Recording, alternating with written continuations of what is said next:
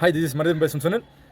எல்லா வருடமும் செப்டம்பர் மாதம் 10th, அதாவது இந்த மாதம் 10ஆம் தேதி தற்கொலையை தடுப்பதற்கான விழிப்புணர்வானது நடத்தப்படுகின்றது. அந்த விதத்தில் இன்னைக்கு இந்த தற்கொலை என்ற ஒரு செயலானது ரொம்ப வீரியமாக நம்ம இந்தியாவில், அதுலேயும் தமிழ்நாட்டில் அதிகமாக அரங்கேறிக்கிட்டு இருக்குது.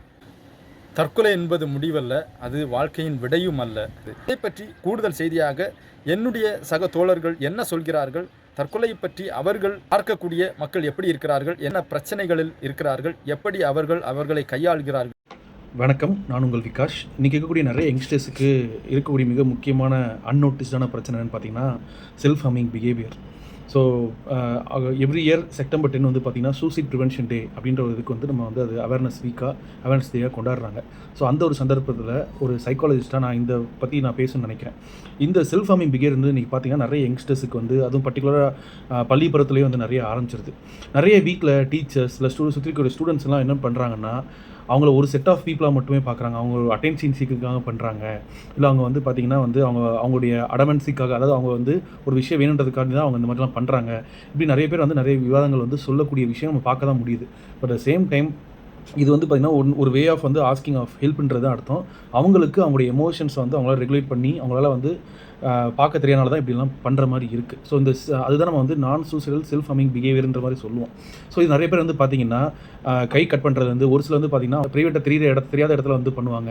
சில பேர் வந்து முடியை வந்து பிச்சுக்குவாங்க. சில பேர் வந்து அவங்களே வந்து பார்த்திங்கன்னா வாலில் போய் ஹிட் பண்ணுவாங்க. ஸோ இந்த மாதிரி நிறைய செல்ஃப் ஹார்மிங் பிஹேவியர் இருக்குது. ஸோ அது எப்போவுமே வந்து இட்ஸ் ஒரு சைன் ஆஃப் வந்து ஒரு ஆஸ்கிங் ஃபார் ஹெல்ப் தான்.